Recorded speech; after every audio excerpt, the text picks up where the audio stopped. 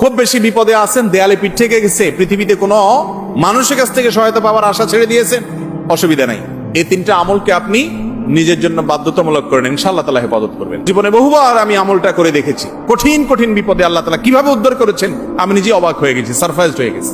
নবী করিম সাল্লাল্লাহু আলাইহি ওয়াসাল্লাম বলেছেন, তার যে কোনো বিপদ থেকে বের হওয়ার জন্য আল্লাহ তাআলা নিজে পথ দেখায় দেন। এমন ভাবে পথ দেখাবেন সে কল্পনাও করবে না। বহুবার আমল করে দেখেছি আমি, হাতে হাতে পেয়েছি আলহামদুলিল্লাহ। কোন বিপদে পড়লে দোয়া ইউনুস খতম করে দোয়া করা যাবে কিনা? দোয়া ইউনুস এটা যে কোনো বিপদে পড়াটা হাদিস এবং কোরআন উভয়টি দ্বারায় প্রমাণিত। কোরআনে কারিমে আল্লাহ রাব্বুল আলামিন বলেছেন, ওয়া কাযালিকা নুনজিল মুমিনিন।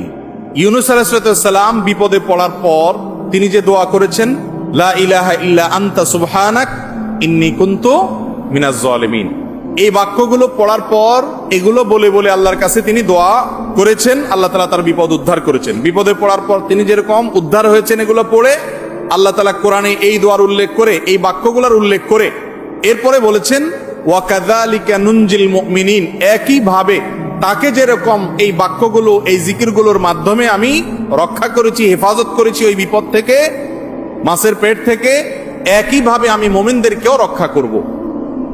নবী করিম সাল্লাল্লাহু আলাইহি সাল্লাম বলেছেন যে ইউনুস ইবনে মাত্তা তিনি যে এই বাক্যগুলো দিয়ে আল্লাহর কাছে বিপদ থেকে উদ্ধারের পথ খুঁজে পেয়েছেন, সেগুলো তোমরা পড়বে তোমাদের বিপদে আপদে। এজন্য বিপদ আপদ, বিশেষ করে কঠিন বিপদে আপনি যদি পড়ে যান তাহলে মুক্তি লাভের জন্য দোয়া ইউনুস বেশি বেশি পড়বেন।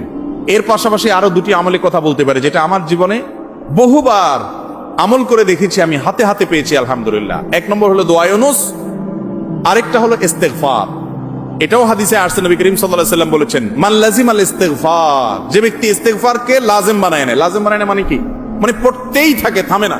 টয়লেটে গেছে তখন শুধু বন্ধ, খাচ্ছে তখন শুধু বন্ধ, ঘুমাচ্ছে তখন শুধু বন্ধ, আর সারাক্ষণ পড়তেই থাকে ইস্তেগফার।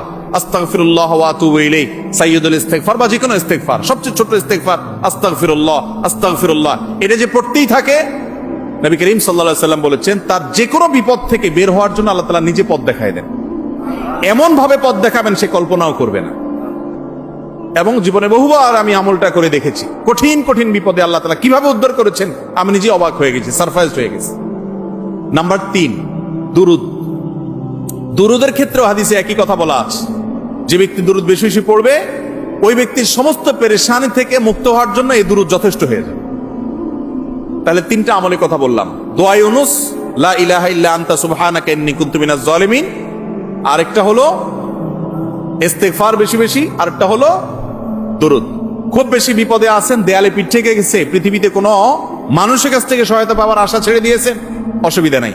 এই 3টা আমলকে আপনি নিজের জন্য বাধ্যতামূলক করেন, ইনশাআল্লাহ তাআলা হেফাজত করবেন। তবে দোয়া ইউনুসের আমলের উপকারিতা পাওয়ার জন্য সেটা বিশেষ কোনো সংখ্যক বার পড়তে হবে কিনা, এই ব্যাপারে কোনো হাদিস থেকে কোনো সংখ্যার, বিশেষ কোনো সংখ্যার কথা উল্লেখ নাই। যত বেশি সম্ভব পড়বেন।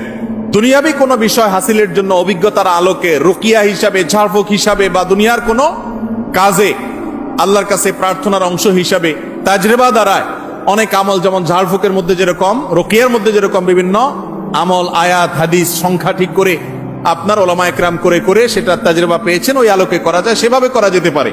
কিন্তু সওয়াবের আশা যদি হয় যে এত সংখ্যক বার পড়লে এটা হবে, তাহলে সেটা হাদিস দ্বারা প্রমাণিত না। আর মৃত ব্যক্তির জন্য যদি হয় তাহলে তো সেক্ষেত্রে আরো এটাকে সংখ্যা ঠিক করে করার কোনো গ্রহণযোগ্যতা নাই। কারণ সংখ্যা যদি হাদিস এবং কোরআনে উল্লেখ না থাকে, আমরা কেউ সংখ্যা বসায় দেওয়ার অধিকার আমাদের নাই। বিশেষ করে মুর্দার জন্য যে খতমের সিস্টেম আমাদের দেশে প্রচলিত আছে, এই সিস্টেম বেদাত, এবং এতে কোনোভাবেই মুর্দার কোনো উপকার হবে না। যেই বেচারা পড়াবে তার আমসালা দুইটাই যাবে। কয়দিন আগে দারুল উলুম দেওবন্দ থেকে ফতোয়া বের হয়েছে বিষয়, বিশেষ করে কোরআনে কারীমের খতম করানো হয় যে সে বিষয়। তো এই জন্য মুর্দার জন্য দোয়া করে বা তার জন্য খতমের অ্যারেঞ্জ করে মুর্দার কোনো উপকারে, বিশেষ করে টাকা নিয়ে যদি আপনি করেন তাহলে সেক্ষেত্রে কোনো উপকারে আসবে না, বরং সেটা নাজায়েজ এবং গুনাহের কথা। বাকি হ্যাঁ, মুর্দার জন্য আমরা দোয়া করব এবং তাদের জন্য অবশ্যই কোরআনে কারীম তেলাওয়াত সহ আরো যে সমস্ত আমলগুলো করা যেতে পারে সেগুলো করব, কিন্তু টাকা দিয়ে নয়।